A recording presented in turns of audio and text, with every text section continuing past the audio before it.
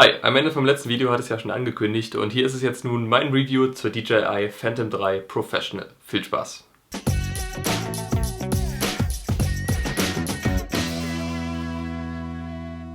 Für alle, denen das gar nichts sagt, die Phantom 3 ist ein Quadcopter oder umgangssprachlich auch Drohne genannt.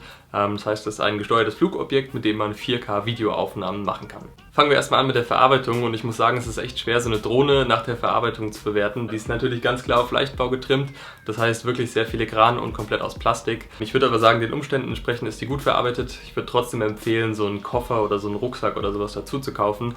Muss ich mir übrigens selbst auch noch zulegen. Die Fernbedienung ist auch ziemlich gut und massiv verarbeitet, allerdings stören mich hier die Knöpfe, die fühlen sich alle ziemlich billig an. Da hätte ich bei einer Drohne, die über 1000 Euro kostet, einfach mehr erwartet. Aber sie erfüllt ihren Zweck und da sind wir gleich schon beim nächsten Thema, nämlich bei der Steuerung, und die hat mich wirklich umgehauen. Und zwar ist es super einfach, diese Drohne zu steuern. Ihr habt nämlich nur zwei Hebel. Mit dem linken Hebel lasst ihr die Drohne auf- und absteigen. Außerdem könnt ihr damit die Drohne drehen.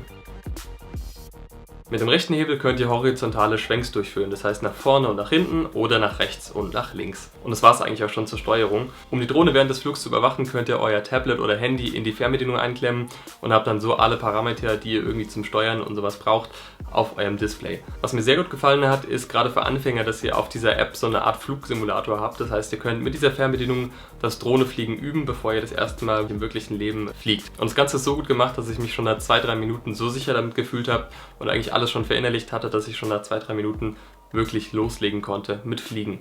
Mit einer Akkuladung könnt ihr dann um die 15 bis 20 Minuten am Stück fliegen, was jetzt erstmal nicht so viel klingt, aber es reicht locker, um eine Location komplett abzufliegen von allen Perspektiven und mit allen Schwenks und so weiter. Das heißt, da müsst ihr euch um Akkuladungen eigentlich keine Sorgen machen. Trotzdem würde ich euch empfehlen, noch so einen zweiten Akku dazu zu kaufen, wenn ihr euch so eine Drohne kauft. Der kostet aber relativ viel, so um die 130 bis 160 Euro, je nachdem, wo ihr euren Akku kauft. Und jetzt kommen wir zum interessanten Part, und zwar kommen wir zur Kamera, die da unten dran ist. Und zwar ist die stabilisiert mit einem Gimbal, das heißt, ihr habt 3-Achsen-Stabilisierung, die elektronisch funktioniert. Und die Kamera nimmt 4K-Videos mit bis zu 30 Frames pro Sekunde auf. Was mir hier im Vergleich zu GoPro sehr gut gefällt an der Kamera ist, dass ihr keine runden Fisheye-Ränder habt, sondern komplett gerade gerechnete Ränder, was sehr, sehr schön aussieht, weil ich kann diesen Fisheye-Look irgendwie nicht mehr sehen. Von daher ist das eine echt gelungene Abwechslung. Das Ziel von den meisten ist ja wahrscheinlich, cinematische Aufnahmen damit hinzubekommen, und da war ich so ein bisschen enttäuscht von der Kamera. Zuerst habe ich ihn mit diesem Standard-Farbprofil gefilmt, das war dann komplett überschärft und ihr hattet kaum Dynamikumfang. Hat mir überhaupt nicht gut gefallen. Dann habe ich mal umgeschaltet zu diesem extrem flachen Farbprofil, was ja auch immer empfohlen wird zum Filmen. Da ist mir dann aber aufgefallen, dass es sehr, sehr schwer ist, da gute Farben rauszubekommen. Das heißt, ihr solltet schon so ein gewisses Know-how mitbringen, um gute Farben aus diesem flachen Farbprofil rauszubekommen. Ich war dann nach einer gewissen Zeit aber echt zufrieden mit den Aufnahmen. Ihr habt ja bestimmt auch mein Take-Off-Video gesehen, was ich vor 2 Wochen hochgeladen habe. Da könnt ihr mal ungefähr abschätzen, wie die Aufnahmen damit dann werden. Was mir extrem gut gefallen hat, ist einfach, wie schnell die Drohne ist. Gerade wenn man so ein bisschen in Bodennähe fliegt, stellt man fest, wie unglaublich schnell die einfach ist.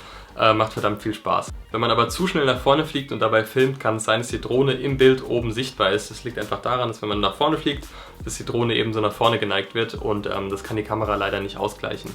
Das gleiche kann passieren, wenn man auf der Stelle schwebt und starker Wind herrscht. Dann kann es nämlich passieren, dass die Drohne so seitlich ins Bild rutscht. Das passiert sehr selten, aber es kommt vor. Wenn man das vermeiden möchte, müsste man sich die DJI Inspire kaufen. Die kostet mehr als das Doppelte von der Phantom 3. Die klappt dann so die Füße nach oben und dadurch wird es dann vermieden. Fotos könnt ihr mit der Phantom 3 auch machen, allerdings habe ich das jetzt noch nicht gemacht.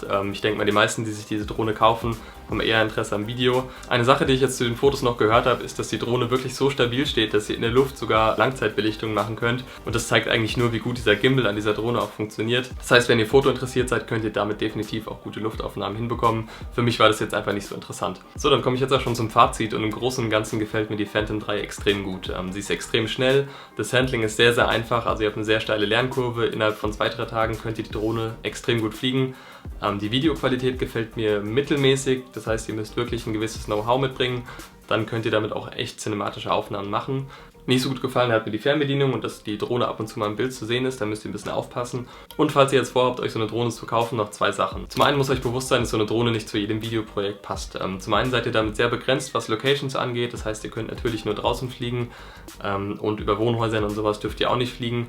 Und zum anderen muss man sagen, es passt auch einfach eben nicht zu jedem Video so eine Drohnenaufnahme. Das wird im Moment leider so ein bisschen übertrieben, dass in jedem Video irgendwie eine Drohnenaufnahme dabei sein muss. Bin ich ehrlich gesagt gar nicht so ein Freund von. Das heißt, ihr müsst einfach gucken, ob ihr so eine Drohne überhaupt braucht für eure Videos, die ihr drehen wollt.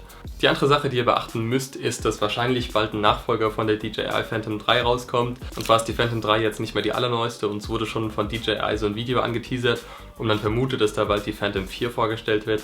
Deshalb würde ich dann noch ein paar Wochen abwarten, bevor ihr euch jetzt hier die Phantom 3 kauft. Falls euch die 1200 bis 1300 Euro für die Phantom 3 zu viel sind, könntet ihr euch mal nach der Yuneec Q500 umgucken. Das ist auch eine Drohne, die auch 4K-Videos aufnimmt, die allerdings unter 1000 Euro kostet und nochmal deutlich mehr Ausstattung bietet. So, das war mein Review zur DJI Phantom 3 Professional. Ich hoffe, ihr habt ein bisschen was gelernt über diese Drohne und hattet Spaß. Jetzt würde ich sagen, bis zum nächsten Video. Macht's gut. Ciao.